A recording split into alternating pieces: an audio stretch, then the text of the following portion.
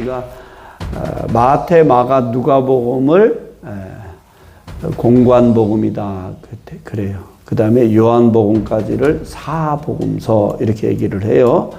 근데 예수님께서 많은 이적을 했는데 마태가 보는 관점이 있고 마가가 보는 관점이 있고 누가가 보고 또 요한이 보기도 했어요. 그래서 같은 내용을 조금 다른 각도에서도 보고 어느 제자는 이건 중요하다 생각해서 성경에 기록했는데 어느 제자는 좀 간단하게 기록한 성경도 있는데 마태, 마가, 누가, 요한 이 사복음서에 다 기록된 사건이 5천 명을 먹인 사건. 이건 마태복음에도 나와, 마가복음, 누가복음에도 나와, 오늘 요한복음에도 나와. 그러니까 사복음서에 다 나왔다는 건 뭐냐면 성경을 기록한 저자들이 다 거기서 뭐냐면 충격을 받았고 놀랐다는 거예요. 그렇죠? 똑같은 거다.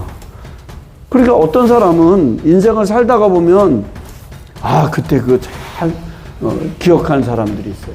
뭐 여러 가지 이유가 있는데 특별히 자기에게 감동이 되거나 뭔가 기억이 될 만한 뭐가 있으니까 기억하는데 어떤 사람은 기억을 못 할 수도 있어요.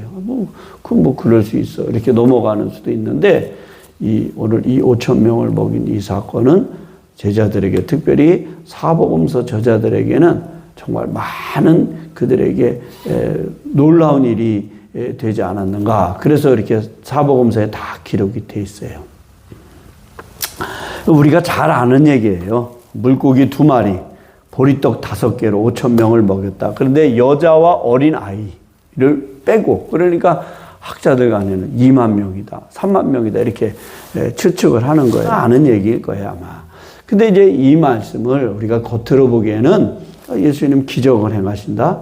그래서 우리가 믿으면 된다. 적어도 하나님께 드리면 많아진다. 복 받는다. 뭐 이런 식으로도 해석을 해서 뭐 그게 꼭 나쁘다고 말할 수는 없지만은 사실은 이면에 그것보다 더 중요한 게 있어요. 그러니까 예수님이 기적을 행하시는 거 맞아. 죽은 자도 살리시고 병자도 고쳐주시고 무리를 거르시고 오늘같이 이런 물고기 2마리 떡 5개로 5천 명을 먹이셨다 이거 여자와 어린 아이 위에 기적이죠. 놀라운 일이죠. 우리가 이걸 믿으면 하나님께서 적어도 더 많이 드린 것 물고기 2마리와 보리떡 5개 드린 것보다도 더 많은 복을 주신다. 그렇게 해석해도 뭐 굳이 나쁜 건 아닌데 우리가 여기서 보니 양적인 양의 증가 이것도 중요한 게 아니라 하나님 나라에 대한 뭐랄까 방식에 대한 하나님 나라의 방식에 대한 이야기가 아닐까. 믿음이 어떻게 시작이 되느냐. 그렇죠? 우리가 보이지 않는 게 더 소중하다는 것을 알게 되지요. 물론 여기서 어린아이가 빌립이 이제 안드레도 나오고 빌립도 나오잖아요. 어린아이가 이제 물고기 2마리와 떡 5개를 가지고 나와서 드림으로 인해서 많은 사람들이 먹고 풍족하게 12광저리가 남았다는 건 물질의 복에 대한 얘기도 되겠지만은 하나님 나라의 방식, 그 다음에 믿음, 어떤 믿음인가. 자, 그 말씀 우리가 생각하면서 말씀을 보았으면 좋겠어요. 자, 5절과 6절에 보니까 예수께서 같이 읽어봐요. 시작. 예수께서 눈을 들어 큰 무리가 자기에게 오는 것을 보시고 빌립에게 이르시되 우리가 어디서 떡을 사서 이 사람들을 먹이시겠느냐 하시니 이렇게 말씀하시면 친히 어떻게 하실지를 아시고 빌립을 시험하고자 하심이라. 자, 예수님은 이미 뭘 알고 계셨어요? 답을 알고 계셨어. 빌립을 시험해 보는 거예요. 응? 어떻게 할지를 다 알고 있었다. 왜? 그럼 왜 예수님이 질문을 하셨을까? 왜? 믿음 보시기 위해서. 이 빌립은 굉장히 계산적이잖아요. 계산해요. 그래서 빌립이 7절에 보니까 빌립이 얼른 계산해 본 거야. 이 많은 사람들 조금씩 예를 들어서 빵 하나씩만 줘도 빵이 얼마지? 그래서 700원, 뭐 1000원 이렇게 계산을 했겠지. 계산을 해가지고 다 나눠주니까 대충 계산해 보니까 200데나리온이야. 달란트, 이제 데나리온, 문화 이런 성경적인 이제 화폐 단위가 나오는데 이 데나리온은 이제 그 당시에 하루 노동자의 품값이에요.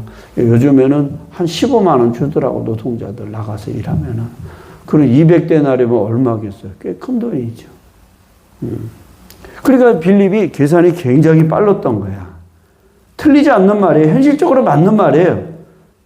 근데 믿음은 다시 말하면 계산은 아니다는 믿음은. 믿음은 계산이 아니라는 거예요. 그러니까 우리가 사실은 세상은 이 계산적인 걸 좋아해요. 그래서 예산도 짜는 거예요. 맞아요. 너무 무대포라 한데 근데 꼭 믿음은 계산이 아니라는 거예요.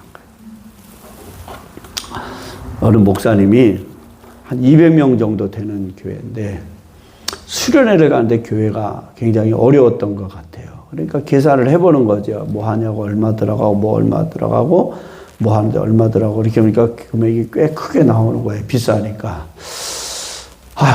아무리 따져봐도 이거 도대체 어떻게 해결이 안 나오는 거예요. 근데 교인 하나가 그러더래요. 목사님, 너무 계산 따지지 말고 우리가 기도부터 했으면 좋겠어요. 그러더래요. 참 누가 믿음이 큰지는 몰라 사실은. 직분이 꼭 믿음이 아니니까. 목사님, 계산 너무 따지지 말고 기도부터 하자는 거예요. 목사님은 계산부터 따진 거고. 근데 결국은 다 지나고 보니까 계산 따지는 게 중요한 게 하나님이 다 역사하셔서 되는 거예요. 그 우리 인생도 되돌아보면 그렇지 않아요? 저도 이렇게 쬐끄맣지만 우리 교회 한 해 살림을 이렇게 되돌아보면 아유 어떻게 또 이렇게 됐지. 우리 인생도 되돌아보면 다 계획대로 계산대로 되는 것 같아도 그렇지 않아요. 다 하나님의 은혜 가운데 되고 하나님의 섭리 가운데 되고 하나님의 도우심 가운데 되는 거예요. 오늘 여기 빌립이 굉장히 계산적이죠. 믿음은 너무 계산을 따지면 안 돼. 콩 나라 판 나라 이렇게 계산해서 이렇게 계획을 세우는 게 나쁘다는 게 아니에요. 그 계산 속에서 믿음으로 행할 때 오늘 여기 보니까 빌립은 굉장히 계산적이었죠. 200데나리온의 떡이 부족하다고. 그러니까 참 여기서 이 어린아이가 보리떡 5개, 물고기 2마리 이거를 가지고 예수님께 나왔다는 거예요. 이 아이는 계산적이었어요? 계산이 있었겠어요? 계산 안 했지. 이 아이가 그러면 내가 이렇게 갖다 드리면 예수님께서 기도해 주셔서 여기 있는 사람들이 다 먹고 풍족하게 12광절이 남겠다 하는 그런 뭐 기대가 있었을까? 난 그것도 없었을 거라고 생각해. 그냥 이 어린 아이는 어떻게 보면은 생각이 단순했을 것 같아요. 이거라도 예수님께 드리면 조금 도움이 되지 않았을까? 그런 소박한 마음에 하지 않았을까? 우리가 이 말씀을 저도 이렇게 묵상하면서 생각을 했어요. 믿음이 적을 때는요, 현실적으로 안 돼요. 이건 불가능한 일이야. 지금 상황에서 불가능해요. 왜? 돈도 없지, 사람도 없지, 힘도 없지, 다 안 될 일이야. 우리 주변에 그런 일들이 너무 많아요. 근데 사실은 더 중요한 게 뭐냐면 믿음이 없다는 거예요. 믿음이 없다는 거예요. 예수님은 여기서 말씀은 없지만은 오늘 여기 빌립이 얘기하잖아. 200데나리온인의 적어도 그 정도의 돈이 있어야 여기 있는 사람들이 먹을 수 있다. 조금이라도 먹을 수 있지 않겠습니까? 계산적으로 머리가 빨랐던 것 같아요. 빌립이 그렇게 얘기했는데 예수님은 여기 대사가 나오지 않지만은 너희 계산에 나를 포함시켰느냐? 계산에. 여기 누가 계시냐? 물론 이론적으로 따지면 불가능하다는 것, 상식적이요. 아마 사람들은 다 그 말에 동의를 할 거예요. 근데 이 자리에 누가 계시냐면 예수님이 계시다는 거예요. 할렐루야.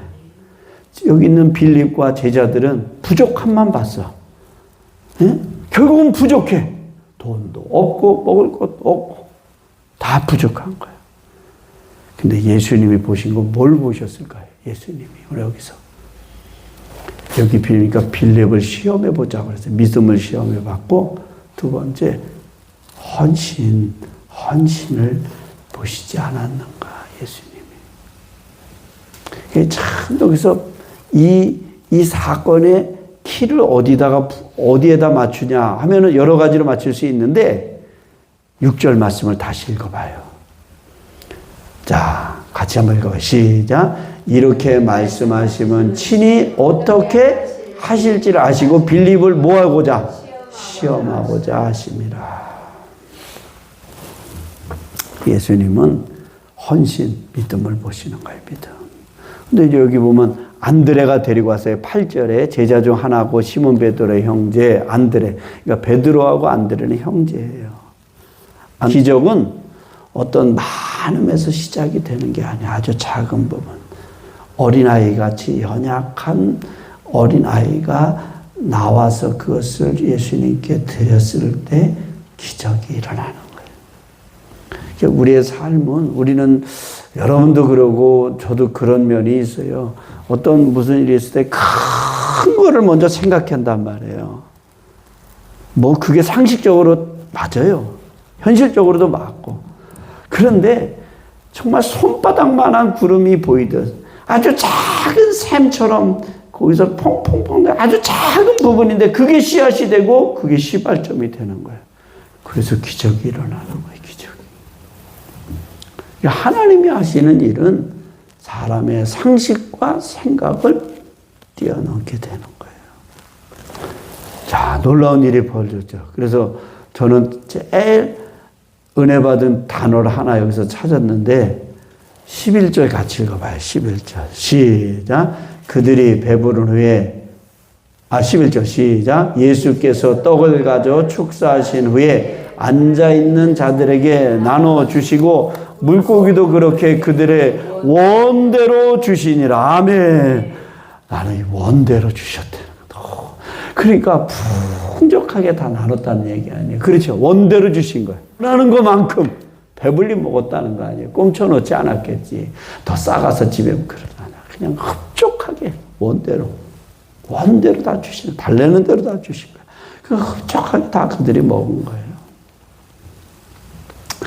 얼마나 감사했겠어요. 네?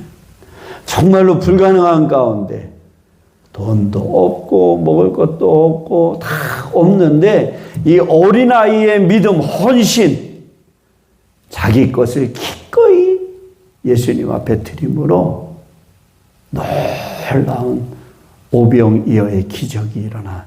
그러니까 여러분 이걸 마태도 기록하고 마가, 누가, 요한도 사복음서에 다 기록해요. 야, 이건 도대체 말로 설명할 수가 없어. 에? 이걸 도대체 어떻게 이해를 해야 되냐? 예수님이 이 아이의 헌신, 어린아이의 헌신으로. 그리고 한쪽에 있던 빌립은 얼마나 무안했겠어. 아우, 내가 믿음이 없었네. 응? 아우, 그 예수님이 나를 테스트해 봤는데. 이거 우리가 살다가 보면 아주 작은 것에 움켜질 때가 너무 많은 거예요. 근데 그 이면에는 욕심이라는 게 있는 거지. 아까움, 인색함이 있는 거지. 근데 나중에 이렇게 보니까는 세월이 지나고 나서 조금씩 이렇게 되돌아보잖아요. 지나고 나면 하나님이 하나님의 방식대로 일을 해 나가신다는 거예요. 그러니까 내가 움켜진다고 내 것이 아니야. 내가 손해보는 것 같은데도 나중에 지나고 나면 하나님이 다 채워주시고 갚아주시고 하나님께서 해주시더라. 그 다음에 이제 떡을 나누는 장면이 나와요. 예수께서 이르시되 이 사람들로 앉게 하라 하시니 그곳에 잔디가 많은지라 사람들이 앉으니 수가 5,000명. 예수님께서 앉으라고 다 혼란하잖아요. 왔다 갔다 그러니까 자기네 방법대로 어떻게 하지, 먹을 걸 찾아야 되는지, 점심시간 됐으니까 뭐라도 먹어야 되는데 뭐 사람들이 많으니까 웅성웅성되고 막 혼란했을 거 아니에요. 근데 혼란 속에서 예수님은 뭐랄까 질서를 지키게 하신 거지, 순종하게 하시고. 그래서 다 이렇게 이제 질서 정연하게 앉히신 다음에, 그래서 어린아이 같지 아니하면 결단코 천국에 들어갈 수 없대. 그게 믿음이라는 걸 가만히 생각해 보면, 믿음이라는 걸 여러분 생각해 보세요. 사실 순수성을 잃어버리면 믿음은 잘할 수가 없어요. 계산적으로 하면 믿을 수가 없어요. 그래 안 그래? 말씀으로 하나님 세상 창조하셨대. 동정녀 몸에서 예수님 나셨대. 에? 예수님 무리를 걸으셨대. 죽은 자를 살리셨대. 불치의 병 고치셨대. 야, 그게 과학적으로, 논리적으로, 의학적으로 그게 맞냐? 그게 말이 돼? 오늘 이것도 마찬가지잖아요. 논리적으로, 상식적으로 말하면 이게 말이 안 된다고. 그래서 믿음은요, 순수성을 잃어버리면 믿음은 믿음이 아니에요.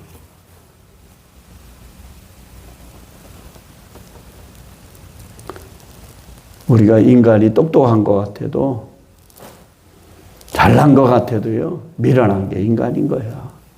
그래서 인생을 살다가 보면, 저는 그 전에 이제 장례를 많이 치러보고, 중환자실 많이도 가보고, 아프신 분들을 많이 만났었어요, 진짜. 개척하고는 뭐 별로 그런 일이 많이 하지만. 근데 장례식 가서 제일 연세 많으신 분들 운명하시기 직전에 그런 얘기 많이 들었어. 목사님, 내가 인생 헛살았다고, 잘못 살았다고. 그리고 그 사람 뭐 바보라 그런 게 바보 아니에요. 똑똑하게 살아. 나름대로 열심히 살았고 최선을 사는 거야. 근데 인생을 되돌아보니까 그제서 깨달은 거지. 우리 인생도 마찬가지예요. 자꾸 되돌아보자고 하잖아요. 되돌아보는 이유가 뭐냐면, 맞아요. 요즘 사람들 다 돈이고 권력이고 풍족이고 풍요고 세상을 그거 나쁘다는 게 아니라니까. 그렇게 열심히 살았다는 건 잘 사는 거예요. 그런데 더 소중한 게 더 많다는 거예요. 오늘 빌립과 같이 200데나리온의 돈, 상식적으로 적어도 그 정도의 돈은 있어야 되지. 근데 어린아이가 자기 어머니가 사준 물고기 2마리, 보리떡 5개, 작은 것, 어린아이 같이 순수하게 예수님께 드림으로 그 어린아이 하나의 헌신으로 여기 모인 사람들이 다 원대로 흡족하게 만족하게 나눌 수 있었다는 거예요. 기적이 일어났다는 거지. 그러니까 예수님의 제자들이 다 이 사건을 충격을 받은 거예요. 그러니까 성경에 기록이 난 거예요. 예수님의 손에 들려질 때 작은 것은 사라지지 않아요. 할렐루야. 그게 믿음은 겨자씨 하나일과 같아. 작은 부분이지만. 자, 그래서 이제 12바구니에 남게 됐다. 예수님 이거 하나 보면은 먹고 나서면 뭐 다 그냥 어떻게든 뭐 지들 마음대로 하라고 그랬는데 예수님께서 13절에 보세요. 이에 거두니 보리떡 5개로 먹고 남은 조각이 12바구니야. 여기는 또 기록되지 않아요. 다른 복음서에 보면 예수님께서 다 걷어드리래. 남은 거 다 걷어드리래. 그러면 예수님이 참 알뜰하신 거예요. 요즘 우리는 너무 풍족한 시대에 살지요. 그래도 조금 연세 드신 분들, 한 50대 이상이나 그런 사람들은 조금 어려움을 겪어서 소중한 걸 하는데, 젊은이들은 풍족해가지고, 풍족한 세상에 태어났고, 풍족하게 살아왔어. 뭐 배고픔 별로 없어서 풍족하게 먹으니까 소중한 걸 잘 몰라. 그런데 알뜰하게 절약하고 예수님이 하는 거 보세요. 다 걷어들이라고 그러고 다 낭비를 싫어하시는 예수님은 많아도 낭비하는 건 좋은 거 아니에요. 그렇죠? 낭비하는 거. 자, 오늘 말씀해 보니까 이제 예수님 마지막에 보면 14절 15절 읽고 오늘 마무리하겠어요. 시작. 그 사람들이 예수께서 행하신 이적을 보고 말하되 이는 참으로 세상에 오실 그 선지자라 하더라. 자, 14절만 먼저 보세요. 예수님이 이 표적을 행하니까 사람들이 세상에 오실 선지자라. 자, 근데 또 한쪽의 사람들은 그러므로 예수께서 그들이 와서 자기를 억지로 붙들어 임금으로 삼으시려는 줄 아시고 다시 혼자 산으로 떠나 가시니라. 이 지지층들이 많으니까 거기서 정치인들 똑같잖아요. 그죠? 정치인들. 표를 많이 얻어야 되니까. 지지하는 사람들이 많아야 권력을 잡을 수 있으니까. 예수님이 사람들이 막 따르고 뭐 표적 보고 이적 보고 막 따라다니니까 예수님께서 한적한 곳을. 예수님이 이 땅에 왜 오셨어요?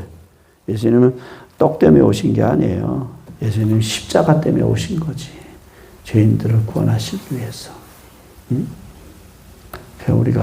우리 삶에도 이 어린아이 같이 순수성을 어린아이 같이 되냐면 결단코 천국에 들어갈 수 없다고 그랬으니까 순수성 잃어버리지 않고 어린아이 같이 작은 헌신을 통해서 하나님은 하나님의 일을